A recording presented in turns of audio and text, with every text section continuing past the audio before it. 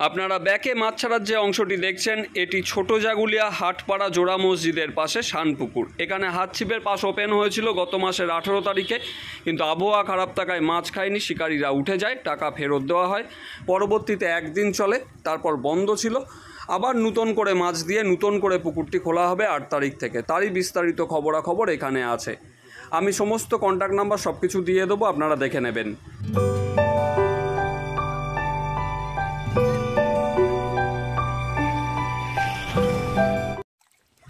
জালাল ভাইয়ের শানপুকুর খুলছে আগামী 8ই সেপ্টেম্বর রবিবার থেকে 600 টাকায় একটি করে ছিপ।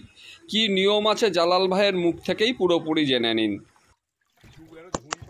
হ্যাঁ জালাল ভাই বলেন। বলছি পুকুর আবার কত তারিখ থেকে খুলছো? আগামী রবিবার। ওটা কত তারিখ পড়ছে? আগামী রবিবার পড়ছে 8 তারিখ। আচ্ছা, 8 তারিখে আবার একদিন গ্যাপ দিয়ে, মানে পরপর দুদিন চলেছিল, তারপরে এই একদিন গ্যাপ দিয়ে 8 তারিখে আবার চলবে। মানে গত মাসের 18 তারিখে তুমি খুলেছিলে, হ্যাঁ ওই দিনের রেজাল্ট তো যেটা শুনেছিলাম বৃষ্টিতে তেমন একটা মাছ খায়নি, কয়েকটা সিটে খেয়েছিল, বাকিরা উঠে গেছিল। হ্যাঁ হ্যাঁ হ্যাঁ তো যারা উঠে গেছিল তাদেরকে কি করেছিলে, টাকা ফেরত দিয়েছিলে? হ্যাঁ, সব টাকা রিটার্ন দিয়ে দিয়েছি। সব টাকা রিটার্ন দিয়ে দিয়েছিলে। আর দ্বিতীয় দিনের রেজাল্ট কি ছিল? দ্বিতীয় দিনের রেজাল্ট 22টা সিট হয়েছিল। 22টা সিটের মধ্যে 3 জন মাছ পেয়েছিল 3-4 কিলো করে, হ্যাঁ। আর বাকি সব 7 কিলো, 8 কিলো, 10 কিলো, 15 কিলো করে পেয়েছিল। আচ্ছা ঠিক আছে, তাহলে মোটামুটি ভালোই রেজাল্ট ছিল। হ্যাঁ, তারপর পুকুরটা বন্ধ করলে কেন? বন্ধ করেছিলাম কি, ওই মানে ওই দিন 2-3টে পুকুর খুলেছিল আমাদের এই সাইডে বলে আমি আর বন্ধ আচ্ছা করেছিলাম। আচ্ছা আচ্ছা। আর নতুন করে মাছও দিয়েছো না দেখলাম। না, আরো মাছ দেবার ব্যাপার ছিল বলে আরো বন্ধ রেখেছিলাম। আচ্ছা, আর এই যে নতুন যে মাছটা দিয়েছো, এই মাছটা কত কিলো দিলে? এটা 200 কিলো। 200 কিলো। এটা কি রুই আর মৃগেল না শুধু রুই? একদম প্লেন রুই, একটা মৃগেল নেই। আচ্ছা, এখানে কত থেকে কত পর্যন্ত আছে?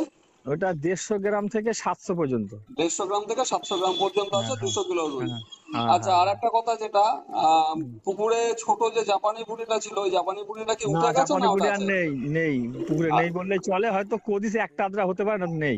আচ্ছা, আর এখন পাশের রেট কত রেখেছো? এখন 600 টাকা। 600 টাকা করে রেট রেখেছো। বুকিং কত দিয়ে দিচ্ছ?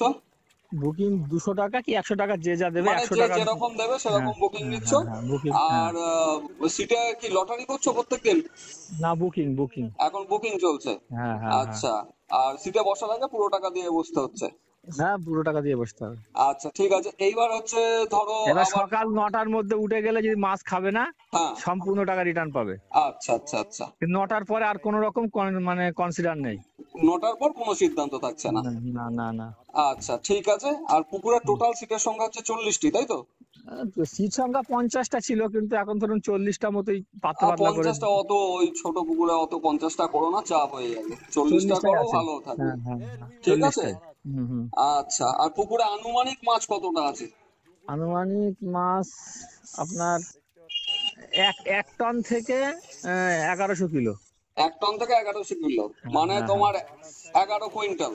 11 কুইন্টাল। এবার ধরো কোনো শিকারী চ্যালেঞ্জ করলো, বললো হুম তুমি জাল টেনে মাছ দেখাও, হুম। তা এই যা বলছো তার কাছাকাছি মাছ আসবে তো জালে? অবশ্যই আসবে, কেন আসবে না।